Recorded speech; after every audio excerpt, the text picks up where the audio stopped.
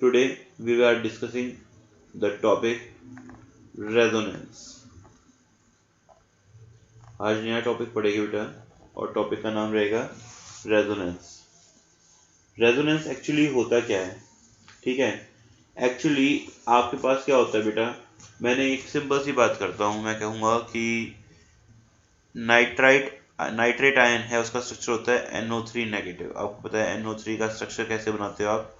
N double bond O, एक तरफ coordinate bond O और एक आप अटैच करते हो O नेगेटिव, ये बनाते हो। ठीक है, अब इस फिनोमिना के अंदर ये फिनोमिना अराइज क्यों हुआ, उसके पीछे कारण क्या आता है कि नाइट्रेट आयन में आपको क्या पता कि ये फर्स्ट ऑक्सीजन है, ये सेकंड ऑक्सीजन है, ये थर्ड ऑक्सीजन है। तो इनमें से आपको क्या पता कि कौन से ऑक्सीजन के साथ तो डबल बॉन्ड बना रहा है, किसके साथ कोऑर्डिनेट बॉन्ड बना रहा है, किसके साथ में सिंगल बॉन्ड O नेगेटिव बना रहा है। हो सकता था इसके अंदर स्ट्रक्चर इसका ऐसे होता, नाइट्रोजन यहाँ पे सिंगल बॉन्ड होता O नेगेटिव, यहाँ पे हो सकता है डबल बॉन्ड इस तरफ ही होता और इधर इसके साथ कोऑर्डिनेट बॉन्ड हो रहा होता। हो सकता है इस तरह से हो रहा होता, nitrogen coordinate bond O negative और यहाँ पे डबल बॉन्ड O। तो बेटा यहाँ पे जो स्ट्रक्चर्स होते हैं ना, कि ये हो सकता है किसी के भी साथ में अटैचमेंट किसी भी हिसाब से कर सकते हैं कि कोई कभी O नेगेटिव यहाँ पे होगा, कोऑर्डिनेट बॉन्ड यहाँ पे होगा, ठीक है, डबल बॉन्ड O। तो ये जो पॉसिबल स्ट्रक्चर्स होते हैं सभी के सभी स्ट्रक्चर किसी के भी, कि कोई एटम किसके साथ में कंबाइन हो सकता है। ठीक है, तो उस केस के अंदर हमें नहीं पता कि कौन किससे जुड़ा हुआ, तो उस केस में हमने एक कंसेप्ट लेके आए रेजोनेंस का। रेजोनेंस के अंदर हमने कहा कि जो भी स्ट्रक्चर्स होते हैं वो क्या करते हैं, आपस में वेरिएबिलिटी के साथ में वेरी करते रहते हैं, चेंज होते रहते हैं। मैं कहूँगा इसको भी समझाने से पहले मैं एक और बात कहूँगा कि अभी मैंने आपको बताया नाइट्रेट आयन का स्ट्रक्चर। तो नाइट्रेट आयन में N डबल बॉन्ड O है, एक तरफ कोऑर्डिनेट बॉन्ड O है, एक तरफ है बॉन्ड O नेगेटिव, ये है। तो एक्चुअली क्या होता है आपके अकॉर्डिंग हम देखें तो ये एक तरफ से डबल बॉन्ड है बेटा, तो नाइट्रोजन डबल बॉन्ड O है, एक है नाइट्रोजन सिंगल बॉन्ड O। तो आपको लोगों को एक बात बताई थी कि मोर बी द बॉन्ड ऑर्डर, जितने ज्यादा बॉन्ड हो गए उसके बॉन्ड लेंथ होगी lower B Yeats bond length, तो उसकी बॉन्ड लेंथ क्या होगी बेटा, उतनी ही कम होगी। ये चीज होती है। तो मींस आप लोग अगर कभी भी कंसीडर करोगे तो एक तो मान लीजिए आपने ये भी पढ़ा होगा, कार्बन कार्बन के बीच में सिंगल बॉन्ड है, दूर दूर है, कार्बन ने 2 बॉन्ड बनाए तो उसमें वो एटम क्या हो जाते हैं, क्लोज हो जाते हैं। और 3 बॉन्ड बनते हैं तो नंबर ऑफ बॉन्ड जितने ज्यादा बनते हैं तो एटम उतनी ज्यादा क्लोज होते रहे। तो सेम चीज यहाँ पे भी होनी चाहिए। लेकिन जब हमने NO3 का जो है पूरा मैं कहूँगा एग्जामाइन किया, तो उसके एग्जामाइन के दौरान हमने ये नोटिस किया कि इसमें जो नाइट्रोजन और ऑक्सीजन की बॉन्ड लेंथ है तीनों की तीनों बॉन्ड लेंथ क्या है, इक्वल है। तीनों की तीनों बॉन्ड लेंथ इक्वल है। तो ये तीनों बॉन्ड लेंथ इक्वल क्यों है, तो ये जब बात आई तो उस केस में हमने सोचा कि यहाँ पे एटम जो होते हैं उसमें इलेक्ट्रॉन जो होता है, जो यहाँ पे कोई मल्टीपल बॉन्ड है मैं कह रहा हूँ, तो मल्टीपल बॉन्ड क्या कर रहा है अपने आप में, वो मूव कर रहा है इन द सेंस कि ये नाइट्रोजन है, इसने तीनों ऑक्सीजन के साथ में एक एक बॉन्ड तो बना ही रखा है।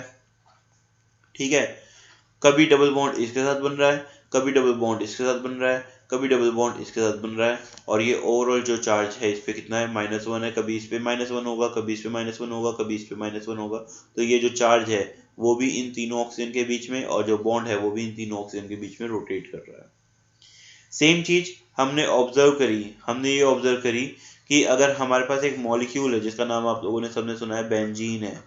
तो बेंजीन जो होता है उसका स्ट्रक्चर आपको पता है, कार्बन है, ये कार्बन नेक्स्ट हो गया, नेक्स्ट कार्बन इस तरह से अटैच है। यहाँ पे 6 कार्बन C6H5 आप लोगों ने पढ़ा, H6 ये स्ट्रक्चर आप लोगों को पता है। तो C6H6 जो है हर एक के पास में एक एक कार्बन और एक एक हाइड्रोजन अवेलेबल है। तो यहाँ पे एक के पास सिंगल बॉन्ड एक तरफ डबल बॉन्ड, फिर सिंगल, फिर डबल, फिर सिंगल, फिर डबल, ये जो स्ट्रक्चर होता है। तो इसमें क्या होता है कि एक तरफ कार्बन के पास डबल बॉन्ड है, एक तरफ कार्बन के सिंगल बॉन्ड है।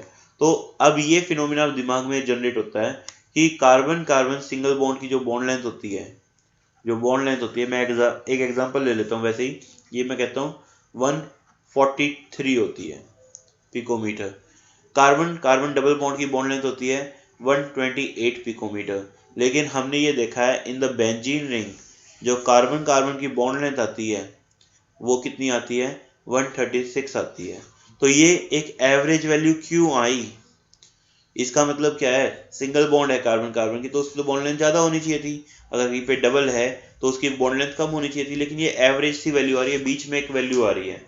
तो बीच में वैल्यू आ रही है तो उस केस में हमने ये जनरेट किया कि जो बेंजीन रिंग है बेटा, ये बेंजीन रिंग जो आप बनाते हो इसमें भी बॉन्ड क्या होता है, कभी तो यहाँ पे अवेलेबल होते हैं, फिर ये अपने आप को रोटेट करते रहते हैं, तो कभी बॉन्ड इनके इस पोजीशन पे अवेलेबल होते हैं। और इस हिसाब से आपका जो स्ट्रक्चर होता है, आप ओवरऑल हाइब्रिड स्ट्रक्चर बनाते हो, और हाइब्रिड स्ट्रक्चर के अंदर आप क्या कर देते हो कि बॉन्ड कभी यहाँ पे है, कभी यहाँ पे है, कभी यहाँ पे, तो डबल बॉन्ड कहीं पे भी है तो बीच में आप एक सर्कल नहीं बनाते बेंजीन रिंग में, कि बेंजीन का स्ट्रक्चर कैसा होता है, बेंजीन का आप हेक्सागोनल स्ट्रक्चर बनाते हो और बीच में एक रिंग बना देते हो। वो रिंग एक्चुअली क्या होती है, इसी को रिप्रेजेंट करती है कि डबल बॉन्ड कभी कहीं पे कभी कहीं पे वो इस तरीके से वेरी कर रहे हैं।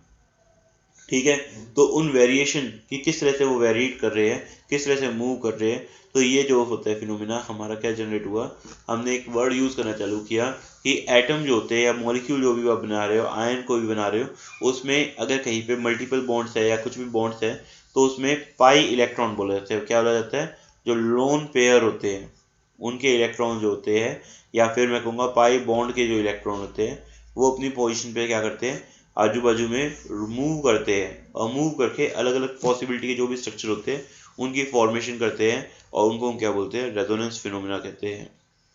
ठीक है, अभी मैंने लिखवाया कुछ नहीं है, अभी मैं सिर्फ आपको बता रहा हूँ कि रेजोनेंस एक्चुअली बेसिक आइडिया हमने लेके क्यों आए, वाई वी थिंक कि हमें रेजोनेंस नाम की भी एक टर्म चाहिए, तो वो हम क्यों लेके आए हैं, मैं अभी सिर्फ आपको वो चीज़ डिस्कस कर रहा हूँ कि रेजोनेंस का एक्चुअली रोल क्या है, हम कहाँ से लेके आए। ठीक है, तो हम बात करते हैं कि अब रेजोनेंस है क्या, रेजोनेंस के बारे में लिख सकते हो, मतलब मैं एक बात कहूंगा, मैं ये भी कह सकता हूँ कि अगर मैं किसी चीज का एक सिंगल स्ट्रक्चर ले रहा हूँ, मैं कहता हूँ कि मैंने कहा था कि अभी नाइट्रेट आयन है, तो नाइट्रेट का अगर मैं एक सिंगल स्ट्रक्चर लेता हूँ तो ये सिंगल स्ट्रक्चर अपने आप में सफिशिएंट नहीं है बताने के लिए कि कौन कहाँ पे अटैच है, सारी प्रॉपर्टी का एक्सप्लेन नहीं कर सकता। तो एक स्ट्रक्चर जो पॉसिबल अकेला नहीं है, तो उसकी वजह से हमने क्या किया, अलग अलग तरह के स्ट्रक्चर्स बनाए, और अलग अलग तरह के स्ट्रक्चर्स बना के जो भी आपने स्ट्रक्चर बनाए, जैसे मैं आपको ऊपर अभी भी बनाए थे, तो ये जो स्ट्रक्चर्स जो आपने बनाए ये रे स्टार्टिंग में, ये जो स्ट्रक्चर्स होते हैं बेटा आपके क्या कहलाते हैं, एक दूसरे के रेजोनेटिंग स्ट्रक्चर्स कहलाते हैं। क्या कहलाते हैं आपके, रेजोनेटिंग स्ट्रक्चर्स कहलाते हैं। क्लियर, तो ऑल जो भी पॉसिबल स्ट्रक्चर्स है किसी भी कंपाउंड के, which shows the properties या which describes the property of the compound, जो कंपाउंड के प्रॉपर्टी को, स्ट्रक्चर को, सबको एक्सप्लेन कर रहे हैं, और साथ में उनकी एनर्जी क्या है, near to the actual energy, जो एक्चुअली कंपाउंड की जो एनर्जी है उसकी एनर्जी के बराबर ही है, तो वो क्या कहलाएगा, हमारा रेजोनेंस टर्म कहलाएगी, और वो रेजोनेंस के बारे में ही अब हम वन बाय वन लिखेंगे। ठीक है, तो हम टर्म कर रहे हैं रेजोनेंस के बारे में, और रेजोनेंस के बारे में आप लोग लिखेंगे यहाँ पे, टर्म इज रेजोनेंस, और इसमें लिखोगे the molecule is suppose to have, एक सेकेंड फिर से लैंग्वेज चेंज करता हूँ मैं एक बार, the structure which explains the structure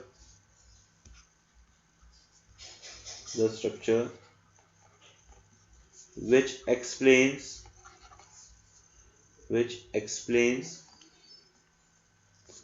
the properties of any compound or ion and have energy nearly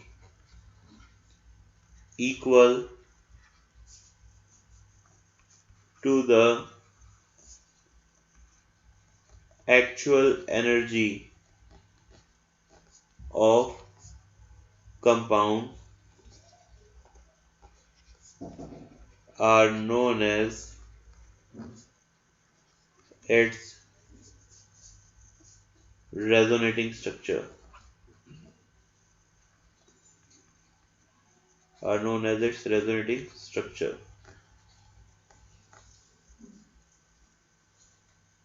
ठीक है बेटा, आगे लिखेंगे all possible structures, all और करके लिख लो, और करके all possible structure arrangement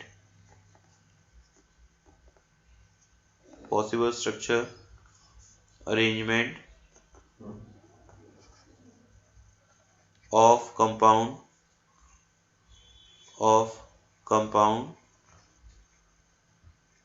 which have energy near to actual energy of compound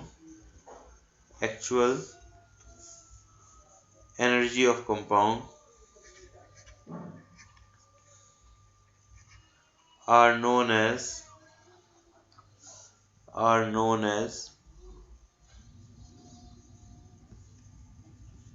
its resonance are known as its resonating structures.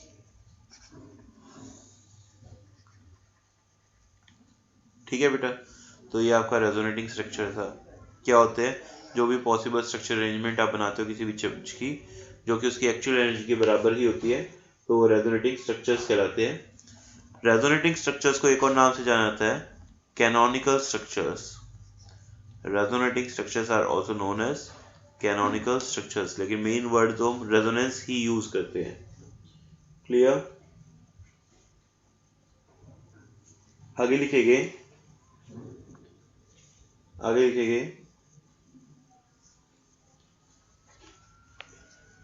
in reality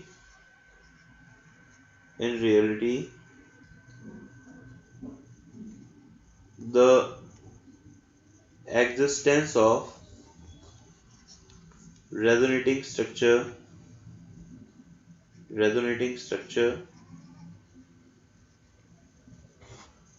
is not possible, is not present.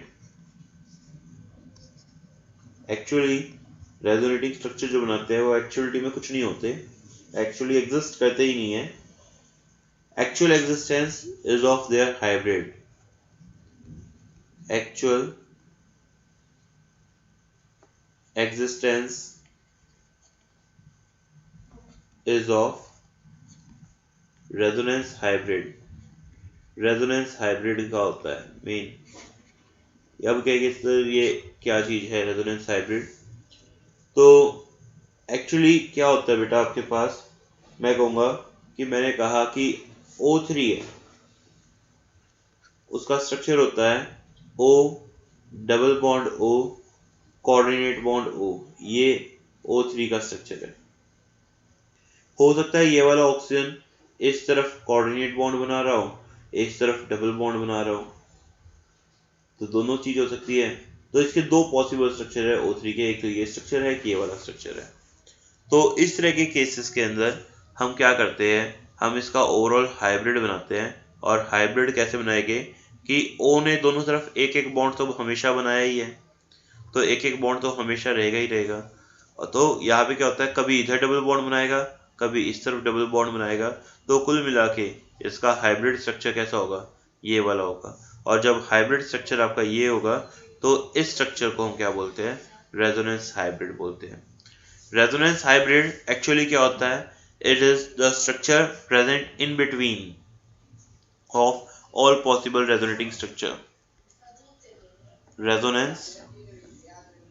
Resonance hybrid क्या होता है आपका, it is the structure it is the structure in between all resonating structure, in between all resonating structure। तो ये क्या होता है बेटा, रेजोनेंस हाइब्रिड कहलाता है। ठीक है, हाइब्रिड को कैसे रिप्रेजेंट करोगे, मैंने आपको बता दिया कि कोई भी स्ट्रक्चर्स है, ये क्या है, रेजोनेटिंग स्ट्रक्चर 1, ये है रेजोनेटिंग स्ट्रक्चर 2। तो रेजोनेटिंग स्ट्रक्चर्स जो भी बनाओगे उनके बीच में बेटा आप कैसा एरो हेड लोगे, double both sided arrow head वाला आप एरो लोगे इस तरह से। ठीक है, ये सिंबल किसको रिप्रेजेंट कर रहा है, आपके रेजोनेंस को रिप्रेजेंट कर रहा है। किसको रिप्रेजेंट कर रहा है, रेजोनेंस, कि ये वाला स्ट्रक्चर और ये वाला स्ट्रक्चर एक दूसरे के रेजोनेंस है। उसके बाद में ये ट्रिपल डैश लगा के दिखा रहे हो, ये क्या रिप्रेजेंट कर रहा है। अब इसके आगे आप क्या बनाने वाले हो, हाइब्रिड को बनाने वाले हो। तो रेजोनेंस हाइब्रिड जो भी आप बनाने वाले हो उसके लिए रिप्रेजेंट कर रहा है कि इन दोनों के बीच में भी बाद में ये क्या बना रहे हो, आप रेजोनेंस हाइब्रिड बना रहे हो। इसी तरह से अगर हम स्ट्रक्चर्स की बात करते हैं तो यहाँ पे आपके पास होता है जैसे SO4 नेगेटिव होता है, सुना है ना आप सबने SO4 नेगेटिव का। और मैंने आपसे स्ट्रक्चर भी बताया था कैसा होता है इसका, sulphur double bond O, double bond O, bond O negative, bond O negative, ये है सल्फेट आयन। तो सल्फेट आयन में हो सकता है डबल बॉन्ड यहाँ पे हो सकता है इसका स्ट्रक्चर ऐसे हो, इनके बीच में डबल बॉन्ड इस वाले ऑक्सीजन के बीच में, यहाँ पे O नेगेटिव यहाँ पे O नेगेटिव हो सकता है इसका स्ट्रक्चर ऐसे हो, डबल बॉन्ड O और यहाँ वाले ऑक्सीजन पे डबल बॉन्ड है, यहाँ पे O नेगेटिव है, यहाँ पे O नेगेटिव है। हो सकता है सल्फर के साथ में इस तरफ डबल बॉन्ड हो, इस तरफ डबल बॉन्ड हो और यहाँ पे O नेगेटिव है ना। और हो सकता है आपका कि इनके पास स्ट्रक्चर ऐसे भी हो सकता है कि सल्फर के पास डबल बॉन्ड यहाँ पे है, डबल बॉन्ड यहाँ पे है, bond O negative, bond O negative हो सकता है। तो बेटा इस तरह से ये जो स्ट्रक्चर्स बन रहे हैं, ये मैं कहूँगा ये दोनों स्ट्रक्चर सेम है, ये दोनों भी आपके जो है एक दूसरे के क्या रेजोनेटिंग स्ट्रक्चर है, ये भी रेजोनेटिंग है। तो ये जो भी पॉसिबल स्ट्रक्चर अरेंजमेंट आप बना रहे हो किसी भी सब्सटेंस की, वो क्या कहलाती है, रेजोनेटिंग स्ट्रक्चर्स कहलाते हैं। और इन सब का हाइब्रिड क्या बनेगा कि सल्फर में आप क्या नोटिस कर रहे हो, सभी की तरफ एक ऑक्सीजन का बॉन्ड तो हमेशा ही अवेलेबल है। तो एक एक बॉन्ड यहाँ पे दिखा दिया सबके पास कि एक एक बॉन्ड तो अवेलेबल है ही है सबके पास। कभी इधर डबल बॉन्ड है, कभी इधर डबल बॉन्ड है, कभी इधर डबल बॉन्ड है, कभी इधर। तो वो हम अपने हिसाब से दिखाएंगे। और ओवरऑल पे चार्ज कितना है, -2, मीन्स कभी इधर नेगेटिव है, कभी इधर नेगेटिव है, कभी इधर नेगेटिव है, कभी इधर। तो वो क्या कर रहा है, अकॉर्डिंगली लगातार क्या कर रहा है, चेंज हो रहा है, मूव हो रहा है। तो उसके बेसिस पे आप क्या बनाते हो, उसके रेजोनेटिंग स्ट्रक्चर्स बनाते हो। तो ये क्या है इसका, रेजोनेंस हाइब्रिड। ये क्या बेटा, रेजोनेंस हाइब्रिड। किसका हाइब्रिड है ये, स्ट्रक्चर ओवरऑल जितने भी स्ट्रक्चर्स बनाए 1 2 3 4 5 या और को भी कोई पॉसिबल स्ट्रक्चर है, तो उनका सबका ओवरऑल सम करके हमने एक हाइब्रिड बना दिया। और it is the structure of SO4 negative, hybrid structure of SO4 negative. ठीक है, तो it is about the sulphate ion and its hybridisation, कि आप उसके स्ट्रक्चर्स बनाओगे तो कैसे बनाओगे और उसके क्या पॉसिबल कुछ स्ट्रक्चर होंगे। नोट करने वाली बात है, किसी कंपाउंड में जितने ज्यादा रेजोनेटिंग स्ट्रक्चर होते हैं, more be the resonating structures more with the resonating structure over a compound of a compound more be its stability, more be its stability। तो उसकी स्टेबिलिटी उतनी ही ज़्यादा होती है, वो जल्दी से ब्रेक डाउन नहीं करता। ये चीज़ें आगे आगे बताऊंगा कैसे आएगी। क्लियर। अब फिलहाल आप लिखेंगे rules for writing the resonating structure. Heading डालेंगे rules for writing resonating structure.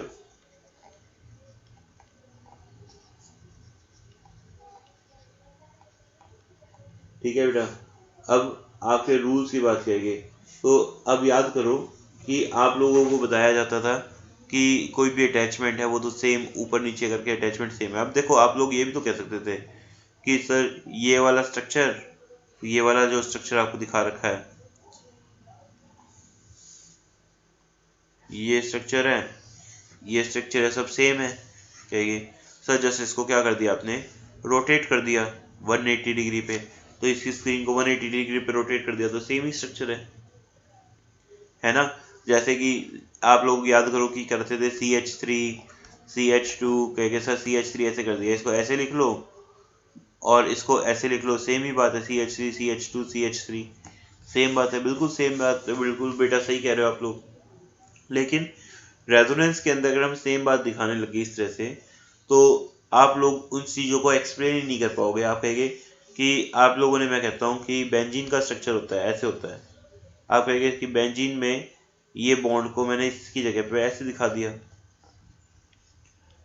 Bond यहाँ पे आ गया, यहाँ पे आ गया और यहाँ पे आ गया, मीन्स जस्ट आपने क्या कर दिया, 60 डिग्री के एंगल पे इसको रोटेट कर दिया और 60 पे रोटेट कर दिया तो ये एंगल ये बन गया। तो बेटा वो चीज़ इस तरह से होती ही आप लोगों ने ऑर्गेनिक में पढ़ी थी, लेकिन यहाँ पे ये चीज़ अवेलेबल नहीं है, यहाँ पे इस चीज़ के बेसिस पे एक्सप्लेन नहीं करते।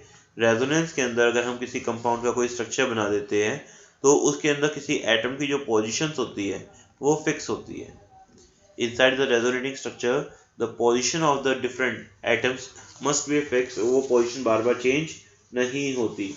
तो इस वजह से जब कभी भी हम इनको डिस्कस करेंगे तो एक बार अगर किसी, मैंने कहा कि ये जो है, जैसे मैंने कहा ओजोन था तो O double bond O coordinate bond O दिखाया था, फिर O को यहाँ पे coordinate bond O double bond O, तो रेजोनेटिंग स्ट्रक्चर में अगर इसको फर्स्ट ऑक्सीजन, इसको सेकंड ऑक्सीजन, इसको थर्ड ऑक्सीजन मान लिया ना, तो उसकी पोजीशन चेंज नहीं होगी, ये फर्स्ट सेकंड एंड थर्ड ही रहेगा। हाँ बॉन्ड्स की पोजीशन चेंज हो सकती है, ठीक है, लेकिन कभी भी एटम की जो भी लोकेशन अगर आप रिप्रेजेंट कर दोगे तो एटम की लोकेशन को आप कभी भी रीअरेंज नहीं कर सकते, उसको चेंज आप लोग नहीं कर सकते।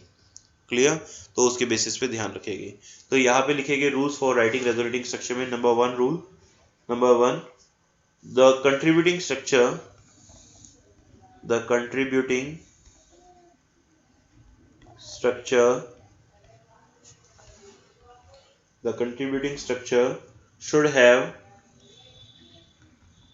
should have same position of atoms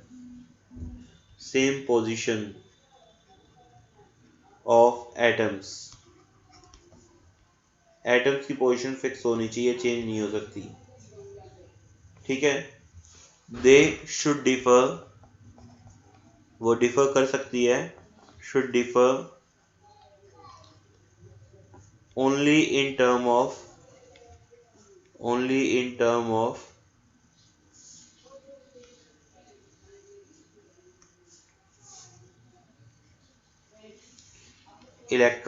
electrons की टर्म में चेंज कर सकते हो just. Number 2, the contributing structure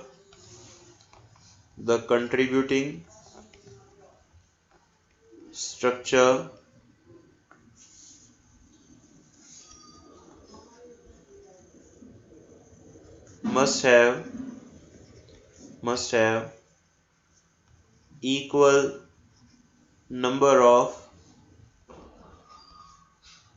unpaired electron, उनमें नंबर ऑफ अनपेयर्ड इलेक्ट्रॉन क्या होने चाहिए, सेम होने चाहिए, और and equal number of pi bond, या वो भी क्या होने चाहिए, इक्वल होने चाहिए, ठीक है।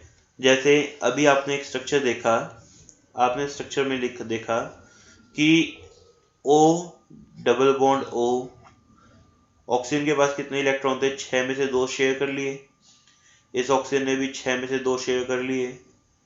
अब ये क्या कर रहा है, अपना कोऑर्डिनेट बॉन्ड इस ऑक्सीजन को शेयर करवा रहा है, तो उसमें इसके पास कितने लोन पेयर है, 3। तो आप नोटिस कर रहे हो, 1 lone pair, 2 lone pair, 3 lone pair, 4, 5 और 6 लोन पेयर है। दूसरा स्ट्रक्चर आपने रेजोनेटिंग बनाया था डबल बॉन्ड O करके इस तरफ से, और एक तरफ कोऑर्डिनेट बॉन्ड O इस तरफ से, तो उस केस में भी क्या है, एक लोन पेयर, इसके पास कितने बचे हुए, 2 3, फिर इसके बाद में 4 5 और 6। तो नंबर ऑफ लोन पेयर और बॉन्ड पेयर क्या है, मस्ट बी इक्वल, वो चेंज नहीं हो सकते। हाँ, आप उनकी लोकेशंस को चेंज कर सकते हो अगर पॉसिबल है। मैंने कहा आपके पास है CH3 CH2 positive bond CH double bond CH2, ऐसे दिखा दिया कोई। ठीक है बेटा, तो यहाँ पे मान लीजिए ये बॉन्ड यहाँ से यहाँ शिफ्ट कर देता हूँ, तो ये बॉन्ड यहाँ से यहाँ शिफ्ट होगा तो कैसा बन जाएगा, CH2 double bond CH bond CH positive CH2 positive. तो कुल मिला के आप देख रहे हो पाई बॉन्ड एक था पहले भी, अभी भी एक है। ठीक है, पॉजिटिव चार्ज था वो भी यहाँ पे एज इट इज है। मतलब आप इनके स्ट्रक्चर्स जो भी बना रहे हो उनके अंदर क्या हो रहा है, नेट अमाउंट में नंबर ऑफ लोन पेयर्स और बॉन्ड पेयर्स आपके क्या है, इक्वल है। मतलब क्या था मैंने, number of lone pair and bond pairs must be equal, must be equal, वो कम ज़्यादा नहीं हो सकते, वो इक्वल रह गए। हाँ, उनकी पोजीशन आप आगे पीछे शिफ्ट जरूर करवा सकते हो। तो this is the rule for writing the resonating structure. Coming towards the third rule की तरफ चल रहा हूँ मैं आपका। और थर्ड रूल आपका कहता है बेटा, आपका लिखेंगे, the contributing structure should have nearly same energy. The contributing structure should have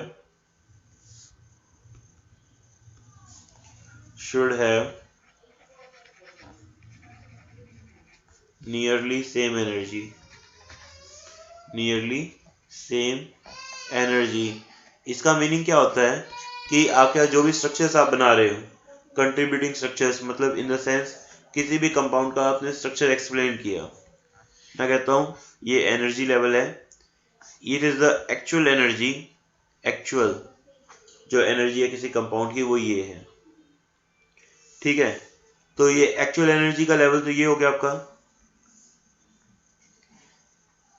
तो मैंने आपको कहा कि जो भी आप रेजोनेटिंग स्ट्रक्चर आप बनाओगे, फर्स्ट रेजोनेटिंग, सेकंड रेजोनेटिंग, कोई भी आप बना रहे हो, तो उसकी एनर्जी, पहली बात कि एक्चुअल एनर्जी के पास वाली एनर्जी बेस्ट स्ट्रक्चर की होगी, यहाँ पे है। और अब अगर मान लीजिए मैंने सेकंड स्ट्रक्चर बनाया, सेकंड की एनर्जी इसके पास में है, थर्ड स्ट्रक्चर बनाया उसकी एनर्जी उसके पास में है, तो ये रेजोनेटिंग स्ट्रक्चर्स हो गए। लेकिन अगर मैंने कहा कि एनर्जी चौथे वाले की यहाँ पे है, तो उस केस में एनर्जी गैप बन गया ना फिर से, तो एनर्जी गैप ज़्यादा होगा तो ये वाला स्ट्रक्चर गलत है। मतलब उनकी एनर्जीज क्या होनी चाहिए, जो भी रेजोनेटिंग स्ट्रक्चर्स बना रहे हो उनकी एनर्जी क्या होनी चाहिए, एक दूसरे की एनर्जी के पास होनी चाहिए।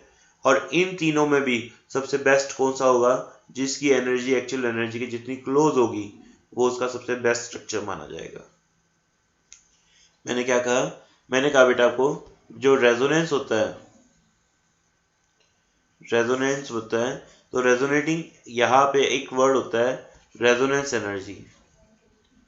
ठीक है बेटा, रेजोनेंस एनर्जी होता क्या है, पहले एक टर्म हेडिंग डाल लो छोटी सी, वो लिखेगी, it is the energy gap. Resonance energy होती क्या है, it is the energy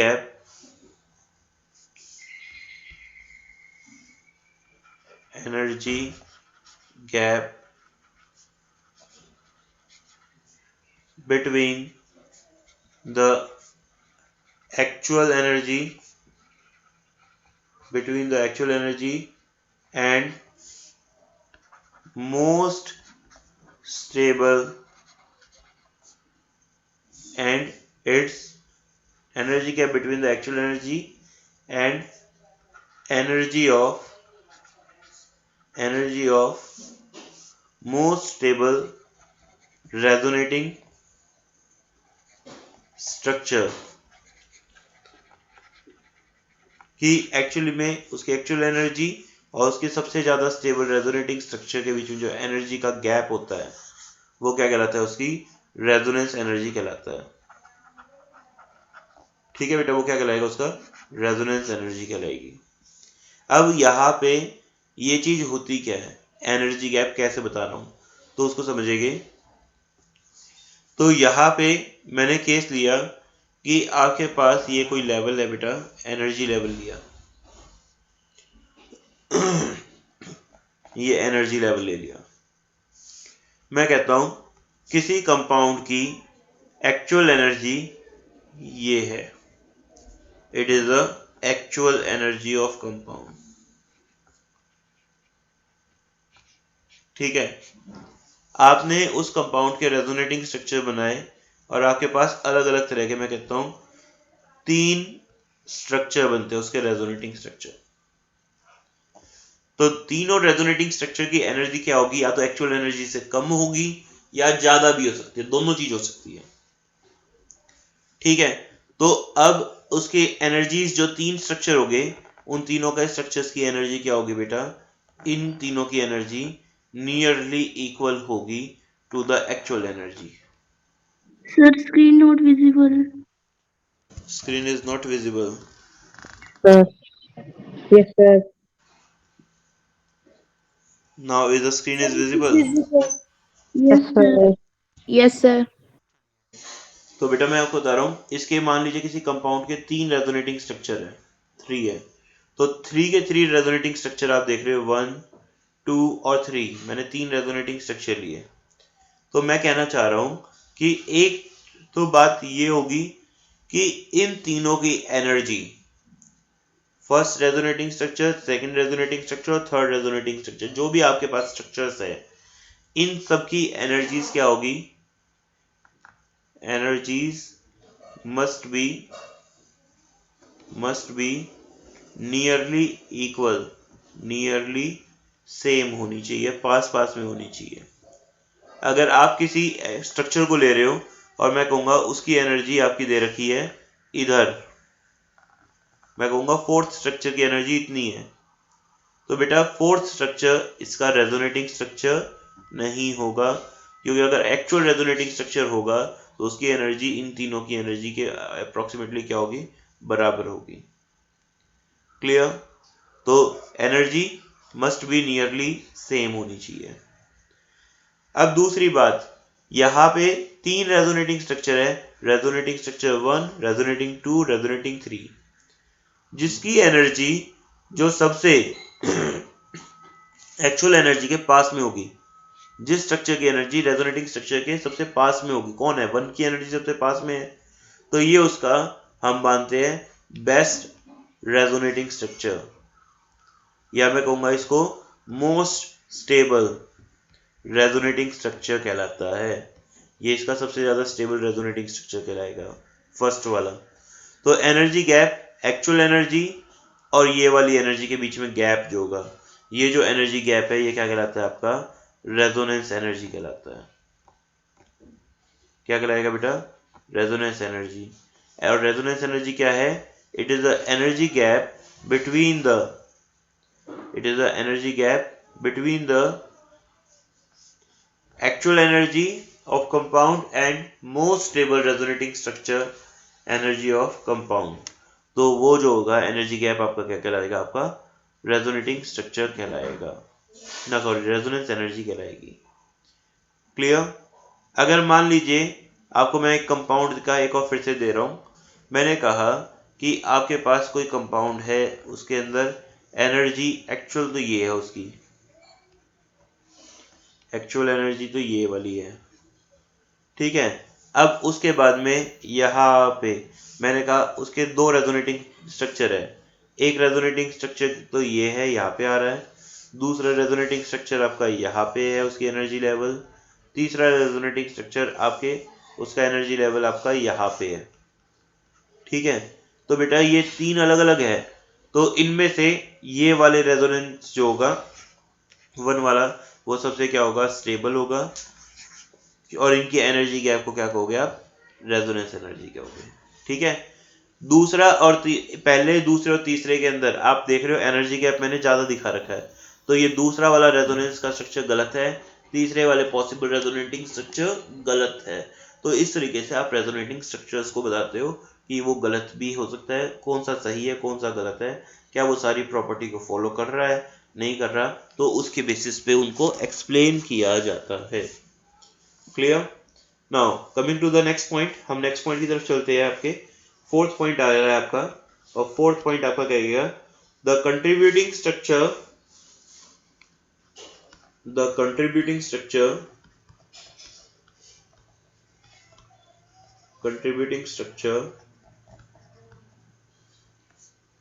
should have negative charge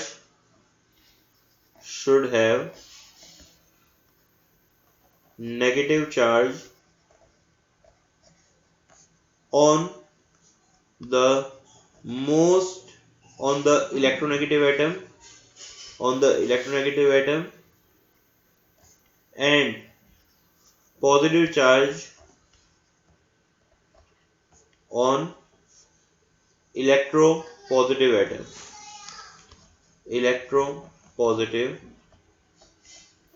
atom।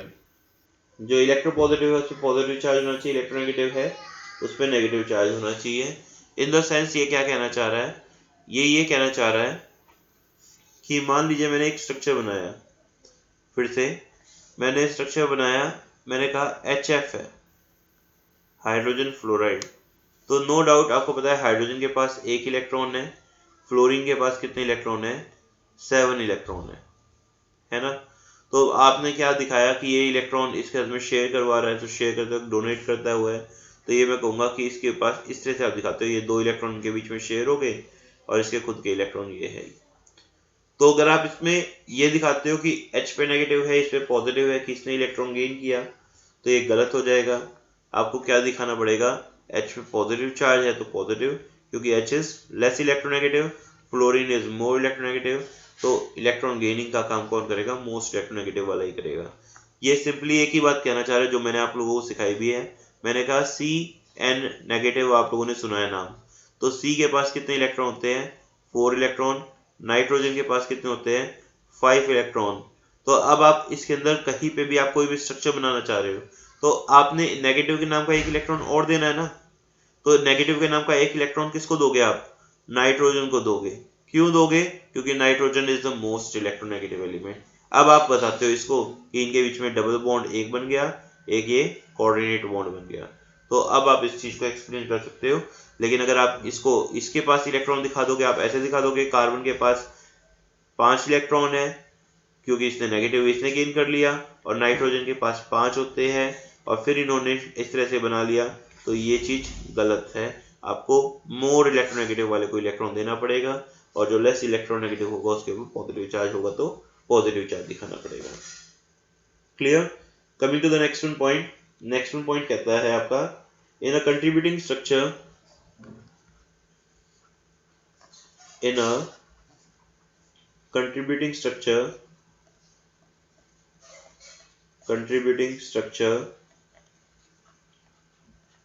like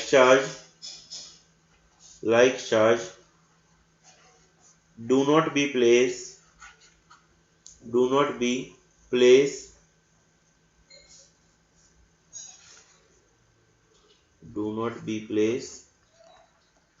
at adjacent position